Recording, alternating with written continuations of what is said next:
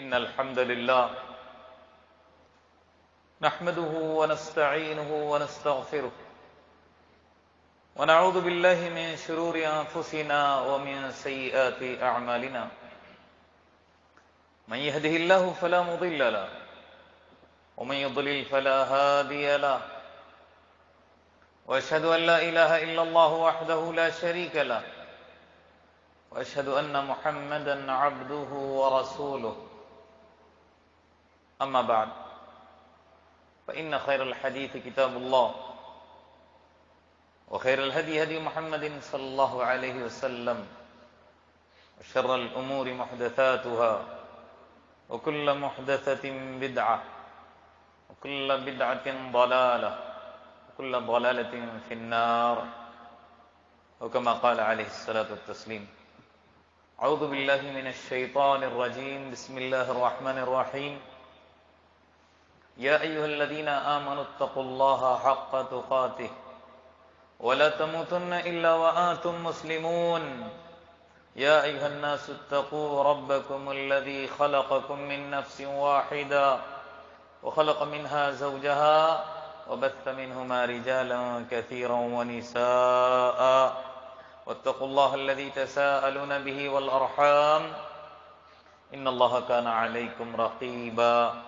يا أيها الذين آمنوا اتقوا الله وقولوا قولا سديدا يصلح لكم أعمالكم ويغفر لكم ذنوبكم ومن يطع الله ورسوله فقد فاز فوزا عظيما وقال الله عز وجل في موضع آخر فاعلم أنه لا إله إلا الله واستغفر لذنبك وللمؤمنين والمؤمنات والله يعلم متقلبكم ومثواكم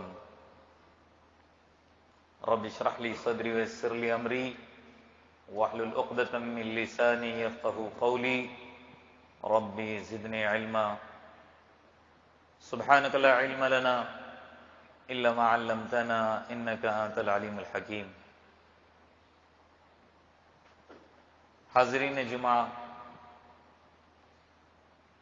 اسلامی ماؤں بہنوں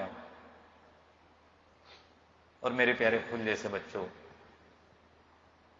تمام قسم کی بڑائی، بزرگی، حمد و ثنا ایک اللہ وحدہ لا شریک کے لیے ہی لائق اور زیبا ہے، جو کہ تنہا اس ساری کائنات کا مالک ہے، خالق ہے، حاکم اور مدبر ہے۔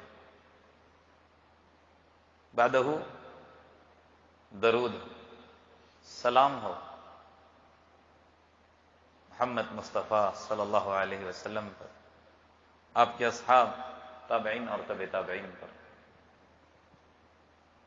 اس مختصر سی حمد اور درود کے بعد سورۃ المحمد کی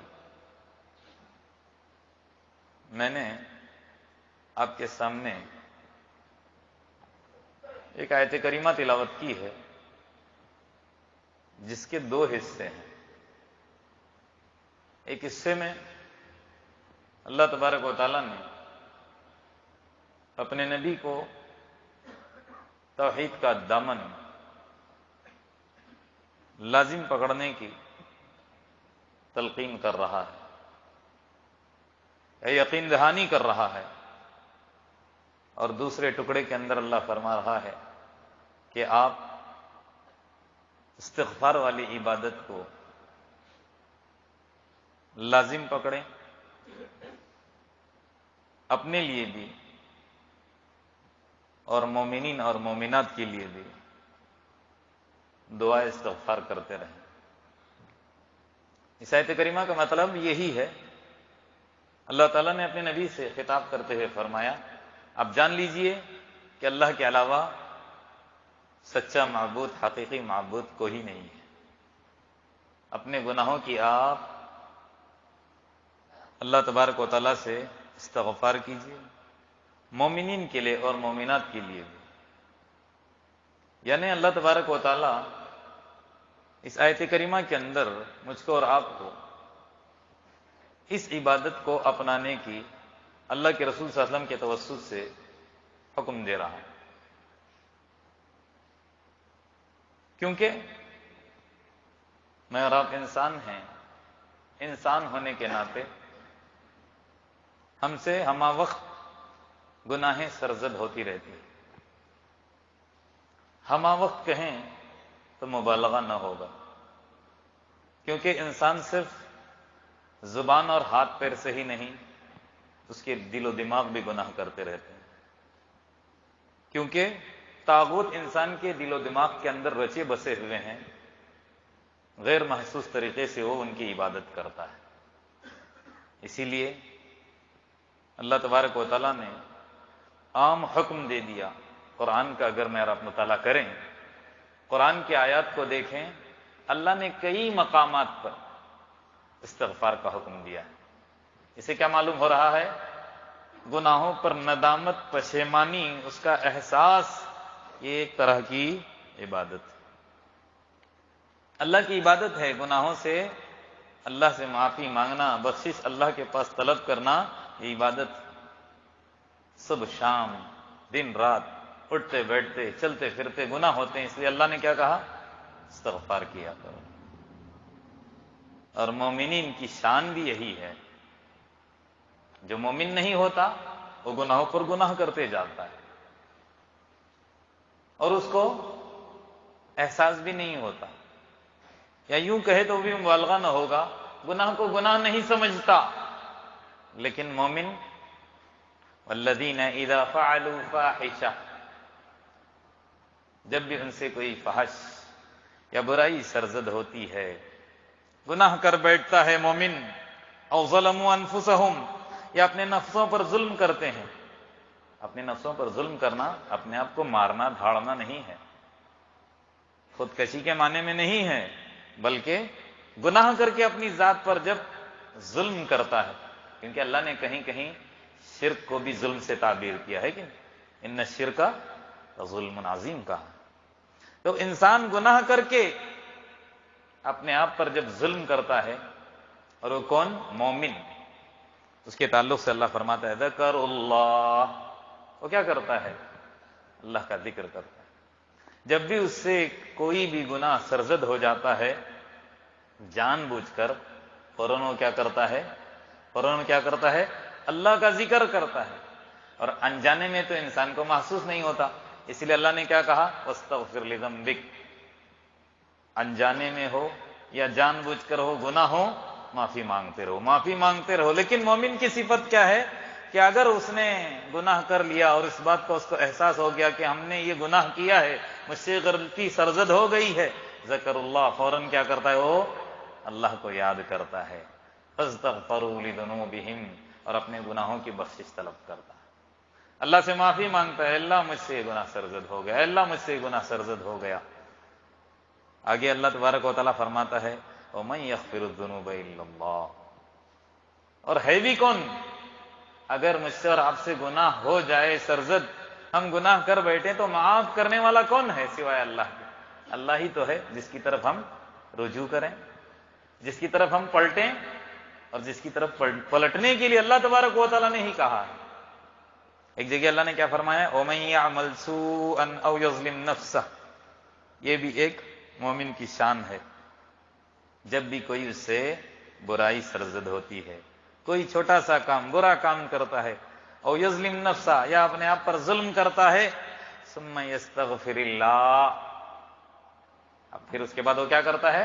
استغفر اللہ، اے اللہ میں نے گناہ کر لیا، یجد اللہ، اللہ کہتا ہے غفور الرحیم، اس حال میں وہ اپنے رب کو کیا پائے گا؟ غفور اور رحیم پائے گا۔ ایسا نہیں ہے ہم نے گناہ کیا اور معافی مانگی تو معافی نہیں ملے گی، نہ، دنیا کے کورٹ کچہری کے اندر ناانصافی ہوتی ہے، کہیں کہیں بھائی بہن ہوں، دوست احباب ہوں، کبھی اگر ہم ان کو ٹھیس پہنچاتے ہیں تو اتنا ان کو غصہ آتا ہے، کہتے ہیں کہ نہیں معاف کریں گے، جاؤ، ہوتا کہ نہیں؟ معافی نہیں ملتی، کتنا منانا پڑتا ہے، کتنی منتیں کرنی پڑتی ہے، لیکن اللہ تبارک و تعالیٰ اپنے تعلق سے کیا فرمایا؟ جتنے بھی گناہ کر لو، لیکن جب احساس ہو گیا تم کو کہ ہم نے گناہ کر لیا ہے، یجد اللہ غفور الرحیم، وہ کیا پائے گا؟ اپنے رب کو بخشنے والا، رحم کرنے والا۔ واقعہ ہم سبھی جانتے ہیں، 99 قتل کیا تھا، احساس ہوا میں نے سنگین گناہ کیے ہیں، چل دیا معافی مانگنے کے لیے۔ احساس ہونے کے بعد ایک عالم دین سے ملاقات کیا، کہا ایسے ایسے مجھ سے گناہ ہوئے ہیں، کیا ہوگا؟ کہا نہیں، اس کو بھی مار دیا، 100 کیا، لیکن آخر میں اب مجھے وہ بتانا مقصود نہیں ہے، وہ حدیث آپ کے سامنے ہے، 100 گناہ کرنے کے باوجود بھی صرف نیت اس کی پاکیزہ تھی، اپنے گناہوں پر اس کو ندامت تھی، اللہ نے اس کی بخشش کی کہ نہیں؟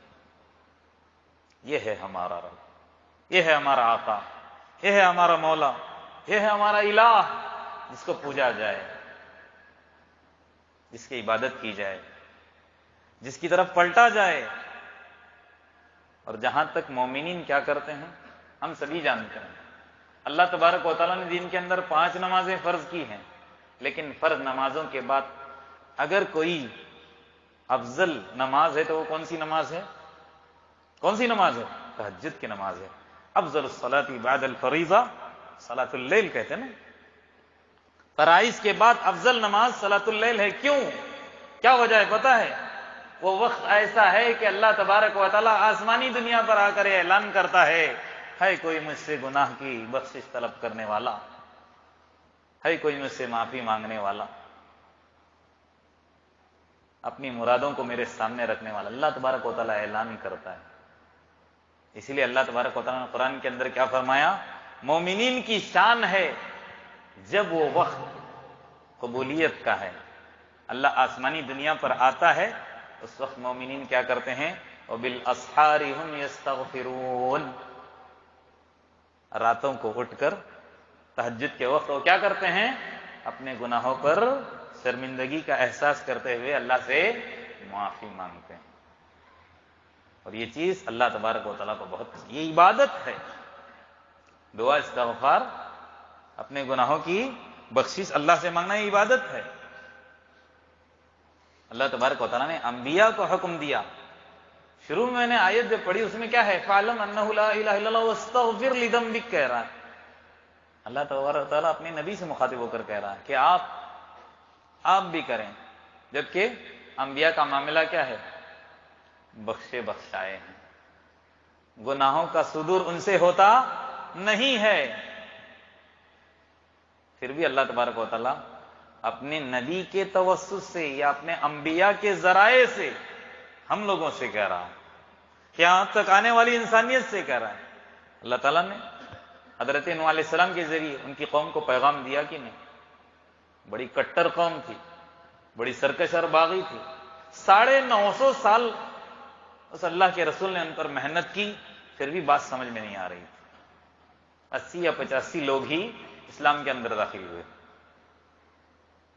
ان سے بھی اللہ تبارک و تعالیٰ نے استغفار ہی کروانے کے لیے کہا تھا، نبی کہہ دو ان سے فَقُلْتُ اسْتَغْفِرُوا، میں نے ان سے کہا استغفروا ربکم، معافی مانگ لو اپنے گناہوں کی، کیونکہ 950 سال جو اللہ کے رسول حضرت نوح علیہ السلام نے اپنی قوم کو جب پکارا، دعوت دی، بہت سارے حالات ان کے اوپر آئے، کبھی کبھی ان کے اوپر قحط آیا، بہت ساری پریشانیاں آئی اس قوم پر، تب جا کر حضرت نوح علیہ السلام نے کیا کہا؟ میں نے شروع میں ہی بتا دیا تھا نا، آج کا عنوان ہی کیا ہے؟ استغفار عبادت بھی ہے اور مسائل کا حل بھی ہے۔ ہم استغفر اللہ استغفر اللہ استغفر اللہ استغفر اللہ بس کیا کہتے ہیں؟ زبان کے الفاظ کا نام نہیں، پریشانی ہے بھگانے کے لیے اس کو استغفار کریں، قرض کے بوجھ میں دبے ہوئے ہیں استغفار کریں، اللہ اس سے ہم کو نجات دے گا۔ کوئی بھی مسائل کیوں نہ ہو، اس کے حل کے لیے استغفار ہے، استغفار۔ اللہ نے کیا کہا اس آیت کریمہ کے اندر؟ فَقُلْتُ اسْتَغْفِرُوا رَبَّكُمْ إِنَّهُ كَانَ غَفَّارًا يُرْسِلِ السَّمَاءَ عَلَيْكُمْ مِدْرَارًا، بدلے میں کیا ہوگا؟ استغفار کرو گے تو آسمان تمہارے اوپر برسے گا۔ پانی کے لیے ترس رہے ہو نا، روزی روٹی چاہیے، اولاد کی کمی ہے، جو اولاد ہوئی ہے اس کا انتقال ہو رہا ہے، مزید اولاد چاہیے، استغفار کرو، اللہ کہہ رہا یرسل السماء علیکم مدرارا ویمددکم باموال وبنین، جان کے اندر، مال کے اندر، اولاد کے اندر اللہ تبارک و تعالیٰ کیا کرے گا؟ بڑھوتری کرے گا۔ وَيُمْدِدْكُمْ بِأَمْوَالٍ وَبَنِينَ وَيَجْعَلْ لَكُمْ جَنَّاتٍ وَيَجْعَلْ لَكُمْ أَنْهَارًا، باغات، دکانیں، مکانیں، کارخانے، کیا چاہیے؟ استغفار کرو، اللہ تبارک و تعالیٰ کہہ رہا ہے۔ اور جہاں تک اپنے نبی حضرت محمد مصطفیٰ صلی اللہ علیہ وسلم، ہم سبھی جانتے ہیں نزول کے اعتبار سے قرآن نازل اللہ تبارک و تعالیٰ نے اپنے نبی پر کیا، نزول قرآن کے اعتبار سے سب سے پہلی آیتوں میں یا سورت کے اعتبار سے وہ سورۃ العلق ہے، اور آخری سورت وہ کون سی ہے؟ سورۃ النصر ہے۔ آیت کے اعتبار سے تو پہلے پارے کی غالباً واتقوا یوما ترجعون فیہ الی اللہ ثم توفی کل نفس ما کسبت، یہ ہے آیات کے اعتبار سے۔ لیکن سورت کے اعتبار سے آخری سورت اللہ نے کون سی؟ سورۃ النصر، اذا جاء نصر اللہ والفتح ورأيت الناس يدخلون في دين الله أفواجا فسبح بحمد ربك واستغفر إنه كان توابا۔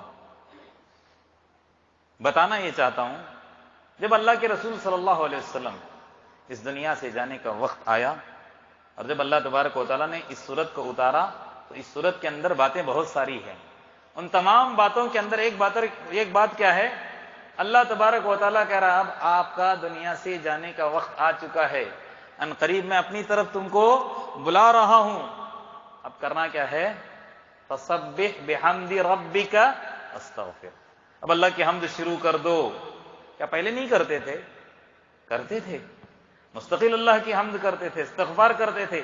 اللہ نے زیادتی کے لیے کہا فسبح بحمد ربک واستغفر، اب خوب اللہ کی حمد کرو، خوب اللہ کی حمد کرو، استغفار کرو، اس عبادت کو لازم پکڑو، انہ کان توابا۔ اللہ تبارک و تعالیٰ کی ذات کیا ہے؟ قبول کرنے والی۔ میرے اور آپ کے استغفار کو، ہمارے گناہوں کی بخشش کو اللہ تبارک و تعالیٰ، ہم جب مانگتے ہیں گناہوں کی بخشش، ہمارے گناہوں کو معاف کرنے والا ہے۔ تو جب اللہ تبارک و تعالیٰ نے اس صورت کو نازل ہوا، تو اللہ کے رسول صلی اللہ علیہ وسلم کا عمل دیکھیے، یہ مجھے آپ کو بتانا ہے، اور اپنے آپ کو بھی۔ اللہ کے رسول نے کیا کیا پتہ ہے؟ عائشہ رضی اللہ عنہا فرماتی ہیں، جب اللہ تبارک و تعالیٰ نے اس سورت کا نزول کیا اور پیغام ملا اپنے نبی کو کہ مجھے اس دنیا سے جانے سے پہلے توبہ و استغفار کو لازم پکڑنا ہے، اللہ کی حمد بیان کرنی ہے، میرے آخری ایام ہیں، تو اللہ کے رسول نے کیا کیا؟ خود بھی عمل کیا اور امت کو بھی بتا دیا کہ جب جب تم نماز پڑھو تو نماز کے اندر دو رکن ہے، ایک سجدہ ہے اور ایک رکوع ہے، ایک سجدہ ہے اور رکوع ہے۔ اپنے رکوع اور سجود کے اندر کیا لازم پکڑ لو؟ اس دعا کو۔ ابھی تھوڑے دن پہلے، ہفتہ بھر بھی نہیں ہوا ہوگا یا 2 ہفتہ پہلے، میں مستقل نمازی کا بیان چل رہا تھا، تو جب رکوع کی اور سجود کی درست کا وقت آیا تو آپ کے سامنے یہ دعا میں نے پڑھ کر سنایا بھی تھا۔ وہ دعا کیا تھی؟ اللہ کے رسول صلی اللہ علیہ وسلم، عائشہ فرماتی ہیں، جب اس سورت کو اللہ نے نازل کیا تو اپنے رکوع اور سجود کے اندر اس کو اللہ کے رسول صلی اللہ علیہ وسلم نے لازم کر لیا۔ وہ کیا ہے؟ سبحانک اللہم وبحمدک، سبحانک اللہم ربنا وبحمدک اللہم اغفر لی۔ کیا مطلب ہے؟ اللہ نے وہاں پر کیا کہا تھا؟ فسبح، ذرا دھیان سے سن لیں، توجہ میری طرف ہونی چاہیے، باتیں سمجھ میں آئے گی، پھر ہم عمل میں لا سکتے ہیں اس کو۔ سوتے رہیں گے تو بات سمجھ میں نہیں آئے گی۔ اس دعا کو یاد کریں، اللہ نے اپنے نبی سے کہا تھا، اور نبی کے توسط سے ہم سے اللہ مخاطب ہے۔ کیا ہے؟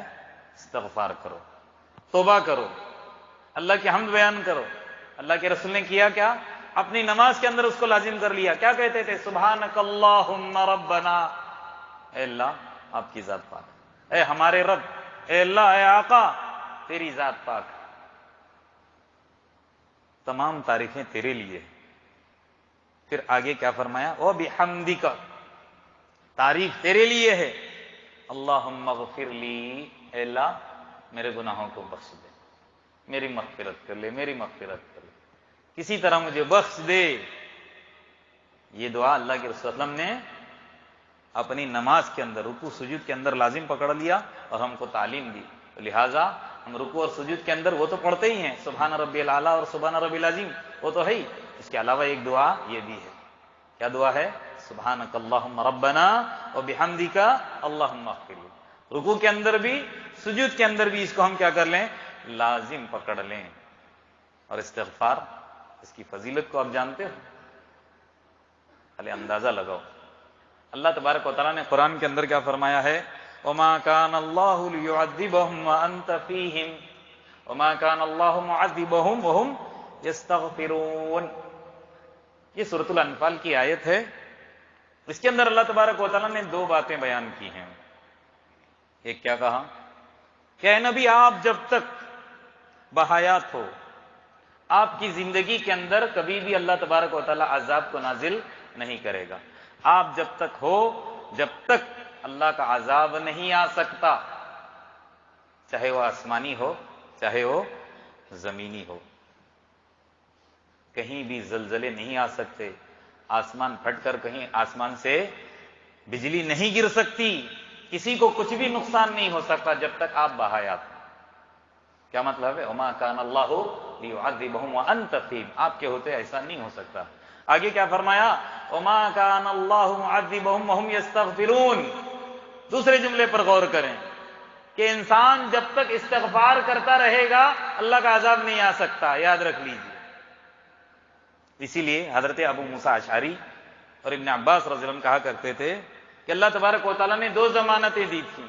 ایک ضمانت کہ اللہ کا عذاب نہیں آئے گا جب تک آپ دنیا کے اندر ہوں، وہ ضمانت ختم ہو چکی ہے۔ کیا مطلب ہے؟ اللہ کے رسول صلی اللہ علیہ وسلم جا چکے ہیں، لیکن دوسری ضمانت ہے، وہ کون سی؟ استغفار والی۔ لیکن پھر بھی آپ دیکھ رہے ہو کہ اللہ کے عذابات مستقل آ رہے ہیں۔ کیا وجہ ہے؟ پھر بھی اللہ کے عذابات آتے ہیں اور اللہ کی ضمانت ہے۔ مطلب کوتاہی مجھ میں اور آپ میں ہے، استغفار ہم نہیں کر رہے ہیں، اللہ کی طرف رجوع نہیں کر رہے ہیں، اپنے گناہوں پر ہم کو ندامت نہیں ہے، ہم گناہوں پر گناہ کرتے جا رہے ہیں۔ اگر ہم استغفار کو لازم پکڑے ہوتے، صبح شام استغفار کیے ہوتے، کبھی بھی اللہ کا عذاب نہیں آتا، کبھی بھی پریشانی نہیں آتی، کبھی بھی ٹینشن کے اندر ہم مبتلا نہ ہوتے، امن ہوتا، سکون ہوتا، اطمینان ہوتا۔ وجہ کیا ہے؟ استغفار نہیں۔ استغفار کو لازم پکڑ لو، اللہ تبارک و تعالیٰ کے عذاب سے میرے اور آپ کی کیا ہوگی؟ حفاظت ہوگی۔ اور سنیے، جب انسان اس دنیا سے رخصت ہوگا، جب حشر بپا ہوگا، جب قیامت کا دن ہوگا، تو وہاں کے لیے بھی خوشخبری ہے۔ یہ استغفار معمولی چیز نہیں، یہ بھی بہت اہم عبادت ہے، اور اس کا فائدہ دنیا کے اندر تو بتا دیا کہ اللہ اپنے عذاب سے ہم کو محفوظ رکھے گا، ہر پریشانی ہر مسائل کا اس کے اندر حل ہے، لیکن آگے قیامت کے دن اللہ کے رسول صلی اللہ علیہ وسلم نے بشارت دی ہے، توبہ، بشارت ہے اس انسان کے لیے، لمن وجد فی صحیفتہ استغفارا کثیرا، اس انسان کے لیے جو اپنے صحیفے کے اندر بہت زیادہ استغفار پائے گا۔ کیا مطلب ہے؟ دنیا کے اندر استغفار کریں گے تو جب ہمارے سامنے ہمارا نامہ اعمال کا کھولا جائے گا، ہر پیج پر ہم کو ملے گا استغفار استغفار استغفار۔ وجہ کیا؟ جب ہم چلتے پھرتے اٹھتے بیٹھتے کیا کریں گے؟ استغفار کریں گے۔ اور اللہ کے رسول صلی اللہ علیہ وسلم کے بارے میں ہم سبھی جانتے ہیں، اللہ کے رسول صلی اللہ علیہ وسلم شروع میں میں نے بتا دیا تھا، اللہ نے آپ کے اگلے پچھلے تمام گناہ معاف کیے تھے، پھر بھی اللہ کے رسول صلی اللہ علیہ وسلم کیا فرماتے ہیں؟ مسلم کی روایت ہے، وَإِنَّهُ لَيُغَانُ عَلَىٰ قَلْبِي فَأَسْتَغْفِرُ اللَّهَ عَزَّ وَجَلَّ فِي الْيَوْمِ 100 مرہ۔ کیا مطلب پتہ ہے؟ اللہ کے رسول صلی اللہ علیہ وسلم فرماتے ہیں کہ جب مجھے دشمنان اسلام کی طرف سے کوئی تکلیف پہنچتی، کوئی پریشانی مجھے لاحق ہوتی، تب میرے دل کے اندر بھی عجیب عجیب سی باتیں آتی تھی، جبکہ ان کو پتا ہے، کیا پتا ہے؟ اللہ کی مدد میرے ساتھ ساتھ ہے، لیکن کبھی کبھی عجیب میں اپنے دل کے اندر بدلاؤ کی کیفیت کو دیکھتا تھا، انہ لیغان علی قلبی۔ تو میں کیا کرتا تھا؟ جب بھی پریشانی اس طرح کی آتی، اس طرح کے خیالات آتے، وساوس آتے، فاستغفر اللہ، میں اللہ سے استغفار کرتا تھا، فی الیوم 100 مرہ، ایک دن کے اندر 100 مرتبہ۔ اور اسی کیفیت کو جو اللہ کے رسول صلی اللہ علیہ وسلم نے اپنی زبانی حدیث کے اندر بیان کی، اللہ قرآن کے اندر فرماتا ہے وَلَقَدْ نَعْلَمُ، اے نبی ہم جانتے ہیں، کیا جانتے ہیں؟ أَنَّكَ يَضِيقُ صَدْرُكَ بِمَا يَقُولُونَ، جو وہ کہتے ہیں کفار، ان کی باتیں کڑوی کسیلی سننے کی وجہ سے آپ کے دل کے اندر طرح طرح کی باتیں آتی ہیں، آپ کے دل کے اندر آپ تنگی محسوس کرتے ہیں۔ لہذا اللہ تبارک و تعالیٰ نقشہ کھینچا ہے نا کہ نبی صلی اللہ علیہ وسلم کے دل کے اندر اس طرح کی کیفیت ہوتی تھی، تو اللہ کے رسول صلی اللہ علیہ وسلم اس کا حل کس میں سمجھتے تھے؟ استغفر اللہ استغفر اللہ، ایک دن کے اندر 100 مرتبہ استغفار کرتے تھے۔ لیکن میں بتانا چاہتا ہوں آپ کو کہ استغفار ہے کیا؟ استغفر اللہ استغفر اللہ استغفر اللہ اللہم اغفر لی رب اغفر لی ہو گیا؟ نہ، استغفار کا مطلب سمجھ لیجئے کہ استغفار کا مطلب ہے کہ جو بھی میں نے اور آپ نے اگر گناہ کیا ہے، آئندہ اس کی طرف پلٹنا نہیں ہے، یہ عزم ہو کہ جو بھی مجھ سے گناہ ہوا ہے آئندہ میں وہ گناہ نہیں کروں گا۔ ایک دوسرے، اس پر ندامت ہونی چاہیے۔ کیا ہونی چاہیے؟ ندامت، شرمندگی، پشیمانی کہ میں نے یہ گناہ کیا ہے۔ استغفار جب ہم شروع کریں نا، زبان کے اندر آئے استغفر اللہ یا رب اغفر لی، پورا ہمارے سامنے ہمارا جو گناہوں کا پیج ہے، دفتر ہے، کھلنا چاہیے۔ ایک ایک گناہ میرے اور آپ کی گناہوں نگاہ کے سامنے ہونی چاہیے، تب جا کر کیا ہوگا؟ استغفار کا حق ادا ہوگا۔ استغفر اللہ استغفر اللہ استغفر اللہ، ہم ایسے ہی کرتے ہیں، میں ہوں یا آپ۔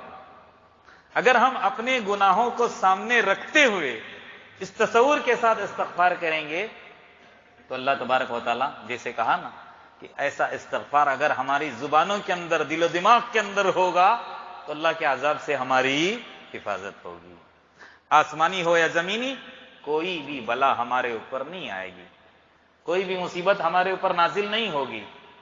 اسی لیے حسن بصری رحمۃ اللہ علیہ کہا کرتے تھے جملے پر غور کریں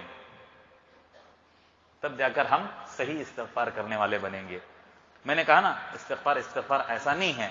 کہتے ہیں حسن بصری رحمۃ اللہ علیہ استغفارنا یحتاج الاستغفار، عجیب بات ہے نا، مطلب کیا ہے اس کا پتہ ہے؟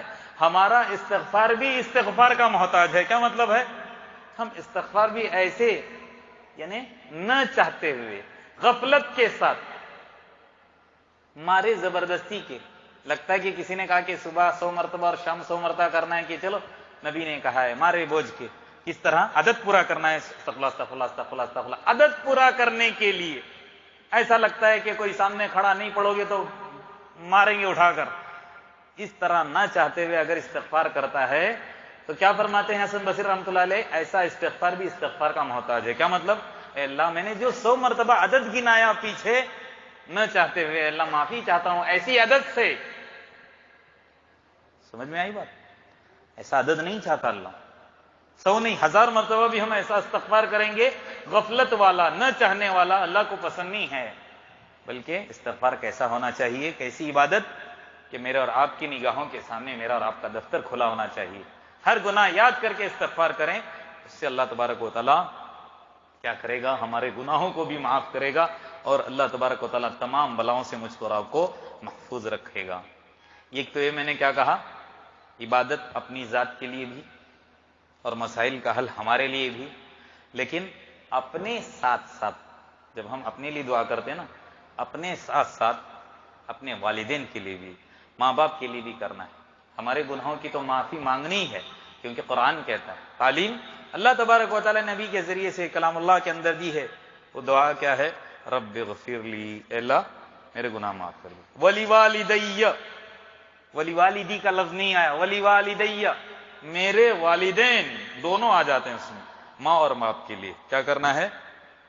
ان کے لیے بھی بخشش کی دعا کرنا ہے۔ ولی والدے وللمؤمنین، اور مومنین کے لیے، یوم یقوم الحساب، جس دن کیا ہوگا؟ حساب کی گھڑی ہوگی، جب قیامت قائم ہوگی، حشر برپا ہوگا، اس وقت اے اللہ پھر ہمارے اوپر کوئی گناہوں کا بوجھ نہیں ہونا چاہیے، ہم گناہوں سے دھلے ہونے چاہیے جب حشر برپا ہو، اور آسانی سے ہمارا حساب ہو کر ہم کہاں چلے جائیں؟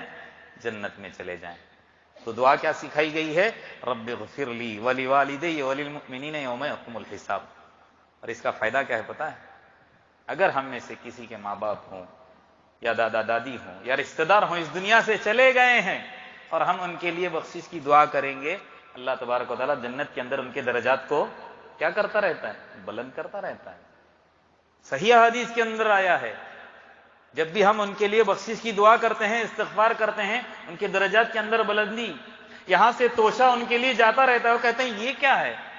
میں نے تو کچھ نہیں کیا تھا، ڈیلی ڈیلی توشہ میرے لیے کہاں سے آ رہا ہے؟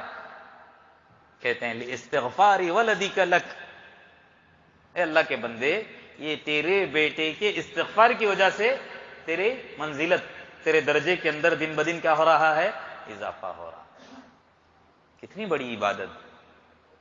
اور مزید یہ ہے کہ مجھ پر اور آپ کے اوپر ایک ذمہ داری ہے، اللہ نے قرآن کے اندر کہا ہے، اور اگر ہم اس چیز کو لازم پکڑیں گے، آگے والے جب ہم اس دنیا سے چلے جائیں گے ہمارے لیے کریں گے، اور وہ تو ہونے ہی والا ہے، کیونکہ اللہ تبارک و تعالیٰ نے قرآن کے اندر کہا ہے والذین جاؤوا من بعدہم، ان کے بعد یعنی کہ صحابہ کے بعد، ان کے بعد تابعین کے بعد، تبع تابعین کے بعد جو بھی لوگ آئیں گے وہ کیا کہیں گے؟ ربنا اغفر لنا، اے اللہ ہمارے گناہوں کو بخش دے، ولی اخواننا، اور ہمارے بھائیوں کی بھی۔ کون سے بھائی ہیں؟ الذین سبقونا بالایمان، جو ہم سے پہلے مومن ہو کر اس دنیا سے جا چکے ہیں۔ آج ہم اس دعا کو پڑھیں گے، ہم اس دنیا سے چلے جائیں گے، ہمارے بعد آنے والے ہمارے لیے کیا کریں گے؟ یہ دعا کریں گے، بخشش کی دعا کریں گے۔ پھر آگے کیا کہتے ہیں؟ وَلَا تَجْعَلْ فِي قُلُوبِنَا، اللہ ہمارے دل کے اندر کینہ اور حسد داخل مت کرنا، غِلَّ لِلَّذِينَ آمَنُوا، مومن کسی مومن کے لیے ہمارے دل کے اندر کینہ اور کپٹ مت داخل فرما، ربنا انک رؤوف رحیم، اے ہمارے رب تو بخشنے والا ہے اور معاف کرنے والا ہے۔ تو کیا کریں ہم؟ اپنے گناہوں کی بخشش اللہ تبارک و تعالیٰ سے مانگتے رہیں۔ اور نماز کے اندر ایک دعا یہ بھی سکھائی گئی ہے، وہ کون سی؟ اللہم اغفر لی، التحیات کے اندر جب ہم التحیات ہو، درود ابراہیمی ہو، ادعیہ معصورہ ہو، اس کے بعد ایک اور دعا سکھائی گئی ہے جو ہم کو پڑھنی ہے، وہ کون سی ہے؟ اللہم اغفر لی ما قدمت وما اخرت وما اسرفت وما اعلنت وما اسررت وما اعلم به منی انت المقدم وانت المؤخر لا الہ الا انت۔ اس دعا کو یاد کریں۔ کیا مطلب ہے اس کا؟ اللہ میرے گناہ معاف کر دے، جو میں نے پیچھے کیے ہیں، جو مجھ سے اگر آگے سرزد ہوں گے، جان بوجھ کر ہو، انجانے میں ہو، جس طرح سے بھی مجھ سے گناہ سرزد ہیں ان تمام گناہوں کو معاف کر دے، اور تیرے علاوہ کوئی بخشنے والا نہیں ہے۔ بہت سارے کلمات ہیں، لیکن اللہ کے رسول صلی اللہ علیہ وسلم نے جو کلمات سکھائے ہیں اس کو ہم پڑھیں۔ ایک اور کلمہ یہ بھی ہے، استغفر اللہ الذی لا الہ الا هو الحی القیوم واتوب الیہ۔ کیا مطلب ہے اس کا؟ استغفر اللہ الذی لا الہ الا ہو، اے اللہ میں تجھ سے اپنے گناہوں کی معافی مانگتا ہوں، لا الہ الا ہو، اس کے علاوہ کوئی معبود برحق نہیں، الحی القیوم جو زندہ ہے اور قائم رہنے والا، واتوب الیہ اسی کی طرف میں رجوع کرتا ہوں، اسی سے اپنے گناہوں کی معافی مانگتا ہوں۔ اس طرح کے جب کلمات کہیں گے، کبیرہ سے کبیرہ گناہ کیوں نہ ہو ہم سے سرزد ہوئے ہیں، جب ہم اللہ کی طرف رجوع کریں گے تو اللہ تبارک و تعالی ہمارے گناہ کیا کرے گا؟ بخش دے گا، معاف کرے گا۔ آخر میں اللہ تبارک و تعالیٰ سے دعا ہے جتنی باتیں ہم کہتے سنتے سناتے ہیں اس کے مطابق عمل کرنے کی توفیق عطا فرمائیں۔ اللہ تبارک و تعالیٰ ہمارے تمام گناہوں، کبیرہ ہوں صغیرہ ہوں، جان بوجھ کر کیے انجانے میں ہوں، جس طرح بھی ہم سے گناہ یا ہمارے دل و دماغ نے بھی کیا ہو، تصورات کے اندر بھی کوئی خیال اس طرح کا آتا ہو یا وساوس کے ذریعے سے گناہ کیے ہوں، اللہ تبارک و تعالیٰ ہم کو تمام گناہوں کو بخش دے۔ اللہ تبارک و تعالیٰ دین کا ہم کو صحیح فہم، صحیح سمجھ عطا کرے، ایمان کے اندر اللہ تبارک و تعالیٰ میرا اور آپ کی تقویت عطا کرے، ایمان کی کمزوری کو اللہ تبارک و تعالیٰ دور کرے، شرک سے، بدعات سے، ہر طرح کے خرافات سے اللہ تبارک و تعالیٰ میرے اور آپ کی حفاظت فرمائے۔